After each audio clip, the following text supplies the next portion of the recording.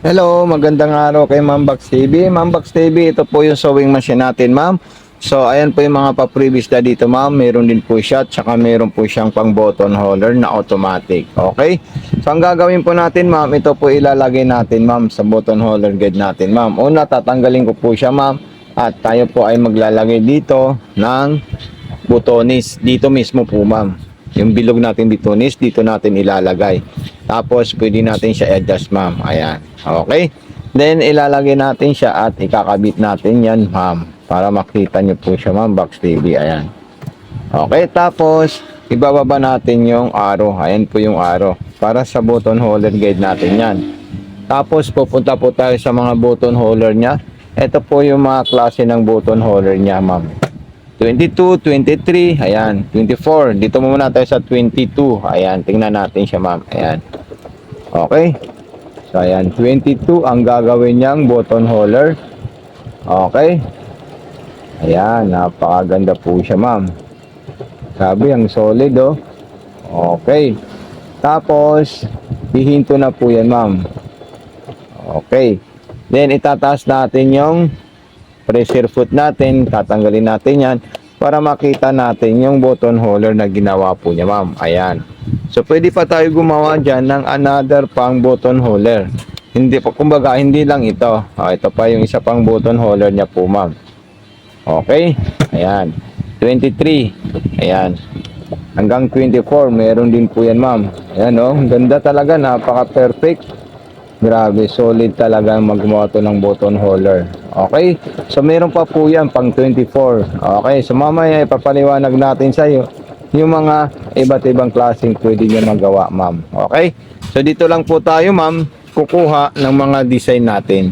0 to, ito, 0 to 7, o 1 to 7, then 8 to 10, or 8 to 13, tapos 15 to 20, then 22 to 24. So, ayan. So, 24 naman po tayo, ma'am. Ayan. Okay? So, ayan. Ayan, 24. Ayan, tingnan natin kung anong gagawin niya pang button holder sa pang 24. Ayan. Okay, 24. Ayan.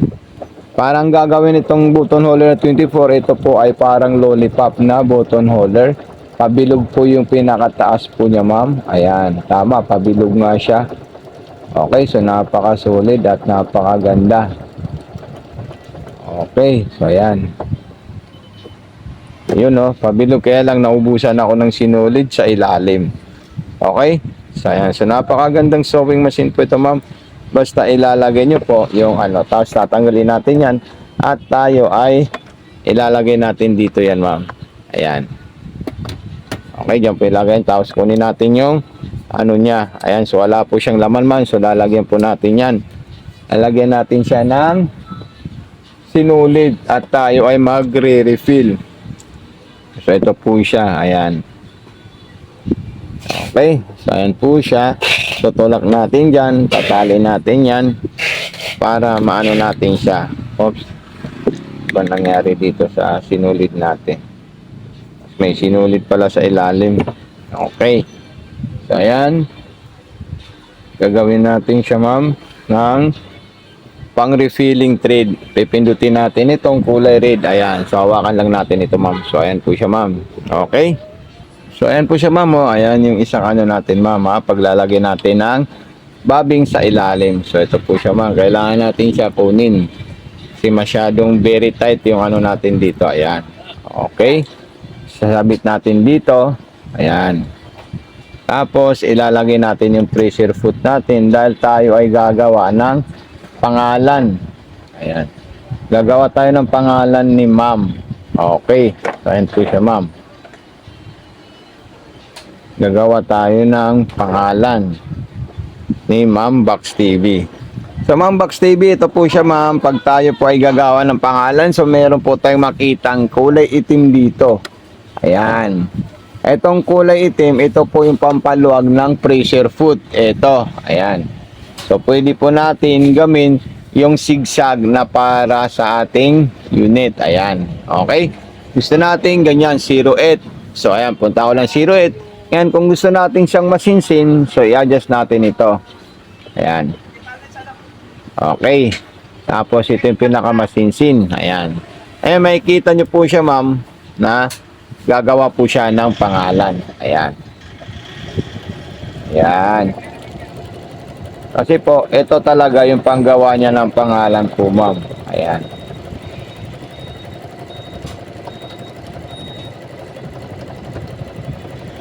Yun, oh. Kaya lang, kailangan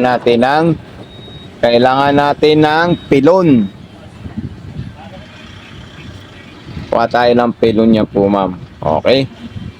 Para maganda yung pag-ano natin, paggawa natin ng pangalan.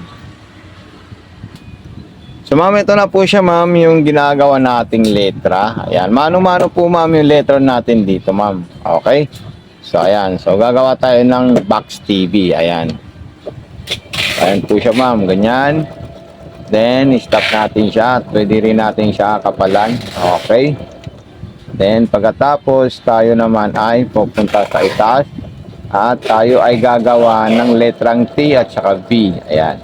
So, pwede natin siya, ma'am. Yan po, ma'am. Ayan. Kung gusto niya po makapal po, ma'am. Ayan. Ito lang po yung i-adjust niya po, ma'am. Ayan.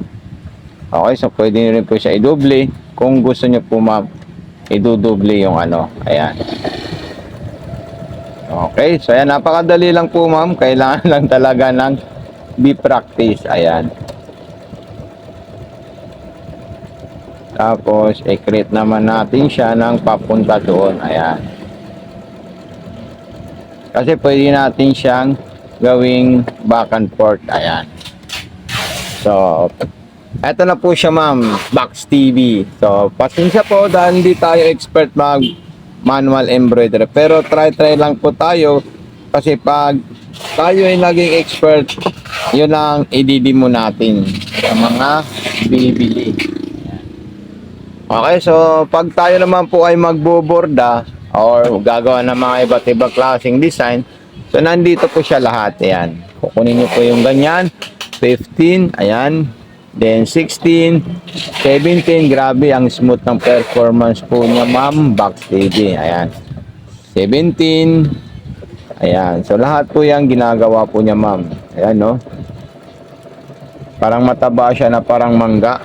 Ayan. Then, ano pang, isa pang ano. Yan, ang bilis. Then, 17. Ayan.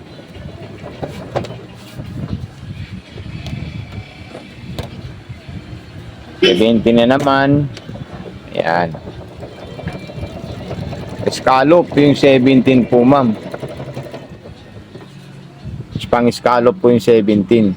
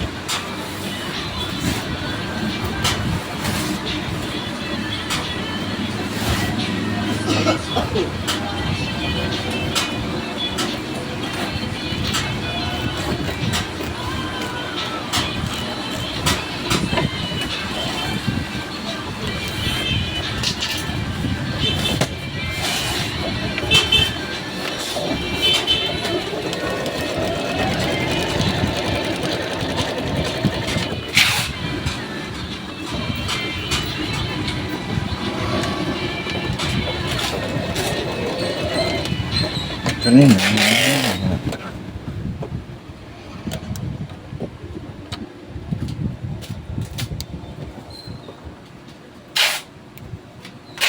Hindi ko kukunin.